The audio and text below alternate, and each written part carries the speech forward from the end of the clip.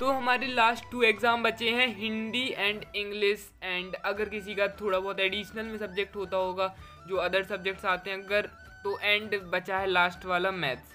ठीक है, तो अभी तो बात करते हैं हमारा मेनली हिंदी एंड इंग्लिश पर। तो यहाँ पर आपके जो रियल पेपर है वो यहाँ पर जो वायरल हो रहे हैं ये रियल पेपर आ गए हैं, एंड अभी कल आपका एग्ज़ाम है तो 2 से 3 घंटे में आपका रियल पेपर आ जाएगा। तो उसके लिए टेलीग्राम चैनल और यूट्यूब चैनल सब्सक्राइब करके नोटिफिकेशन ऑल पर कर लो। ठीक है, ये पेपर रियल है एंड ये कहीं मतलब कुछ शहर के लिए ये रियल है एंड कुछ शहर के लिए ये फेक है। ठीक है, बिकॉज ये पेपर जैसे कि कुछ शहर हो गए, मैं पर्टिकुलर नाम तो नहीं ले सकता है ना, अलाउ नहीं रहता, तो वहाँ पर तो ये रियल है, ये तो कंफर्म है। लेकिन अगर जहाँ पर रियल नहीं है वहाँ पर तो नेक्स्ट पेपर आएंगे तो वो आपको प्रोवाइड किए जाएंगे 2 से 3 घंटे में। तो वहाँ आप लोग इंस्टाग्राम, टेलीग्राम और यूट्यूब पर सब्सक्राइब कर लो, नोटिफिकेशन ऑल पर हरदम रखना। ठीक है, यहाँ पर चलो हम इन क्वेश्चंस को देख लेते हैं। ये क्वेश्चंस आपको पूरे कंप्लीट करना है विद सॉल्यूशन के साथ। सॉल्यूशन आपको कैसे मिलेगा वो हम बता देंगे। ठीक है, शीतल वाणी में आग के होने का आशय है। भारत में सहूलियत बरतने से क्या अभिप्राय है। भारत में सहूलियत बरतने से क्या अभिप्राय है। पथिक जल्दी जल्दी क्यों चलता है। इस कविता में बताए गए सब घर एक कर देने से क्या मान्य है या मान्य क्या है। ठीक है, भक्ति के आ जाने से महादेवी अधिक देहाती कैसे हो गई। बाजार का जादू चढ़ने और उतरने पर मनुष्य पर क्या असर पड़ता है। जग जीवन के भार से कवि का क्या आशय है। उसके बाद हम लोग नेक्स्ट क्वेश्चन देख लेते हैं। यशोधर बाबू के चरित्र की विशेषताएं लिखिए। पत्रकारिता किसे कहते हैं। नाटक के तत्व लिखते हुए संवाद को समझाइए। निपात की परिभाषा उदाहरण सहित लिखिए। फिर उसके बाद अथवा में है मिश्रित वाक्य किसे कहते हैं, उसे लिखना है हमें। इसके बाद हम लोग बात करते हैं क्वेश्चन नंबर 12, निर्देशानुसार वाक्य रूपांतरण कीजिए। यहाँ पर हमें 2 क्वेश्चन मिलते हैं, आ और बा। इसके बाद अथवा में भी इसका एक क्वेश्चन रहता है। इसमें अपन को क्या करना है, बेसिकली ग्रामर होता है जिसे हम लोगों को बदलना पड़ता है एक फॉर्म से दूसरे फॉर्म में। ओके, तो यहाँ पर हमें क्या करना है कि सूर्योदय होने पर अंधेरा छा जाता है, आ जाता है, अंधेरा आ जाता है, या प्रत्येक व्यक्ति जनता अभियान कहलाता है। तो अब हमें ये दोनों करना है। ठीक है, अब इसी का अथवा में हमें क्या दिया गया, निम्नलिखित मुहावरों के अर्थ लिखते हुए वाक्य में प्रयोग लिखिए। अंगद के पैर होना, अंगूठा दिखाना, दोनों इजी हैं, दोनों बन जाने चाहिए। उसके बाद वीर रस की परिभाषा उदाहरण सहित लिखिए। अथवा है महाकाव्य एवं खंड काव्य के कोई 2 उदाहरण लिखते हुए एक एक उदाहरण लिखिए। भारतेंदु युग की कोई 2 प्रवृत्तियां लिखिए। उसके बाद छायावाद की कोई 2 प्रवृत्तियां लिखिए। रीति काल को श्रृंगार काल क्यों कहा जाता है वो लिखना है।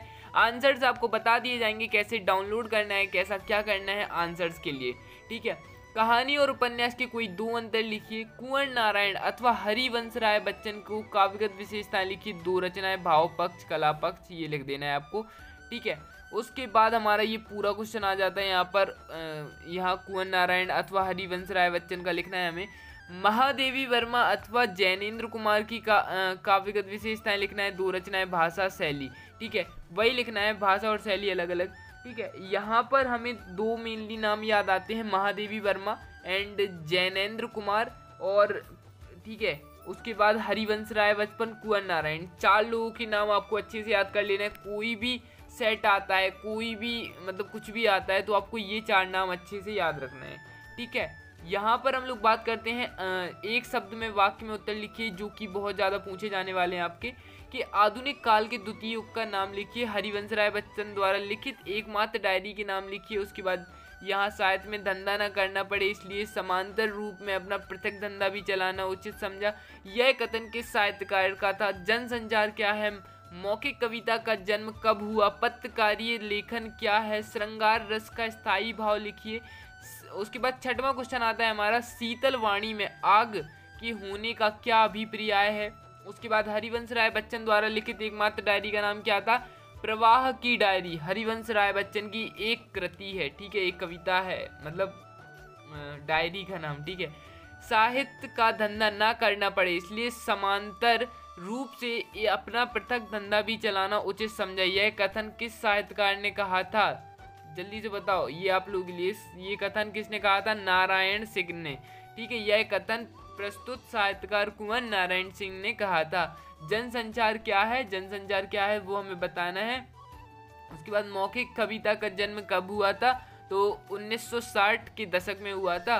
उसके बाद श्रृंगार रस का स्थायी भाव, श्रृंगार रस का स्थायी भाव रति होता है, ये फर्स्ट ईयर होता है, ये तो याद ही रहेगा श्रृंगार रति, ठीक है। अन्य विकल्प असंगत हैं, अतः सही विकल्प 3 रति है। श्रृंगार रस को यशराज कहा जाता है। उसके बाद हमारे आते हैं मेनली ये यहाँ से क्वेश्चन, तो ये आपको नहीं करना है, इतने ही क्वेश्चन आपको कंप्लीट कर लेना है।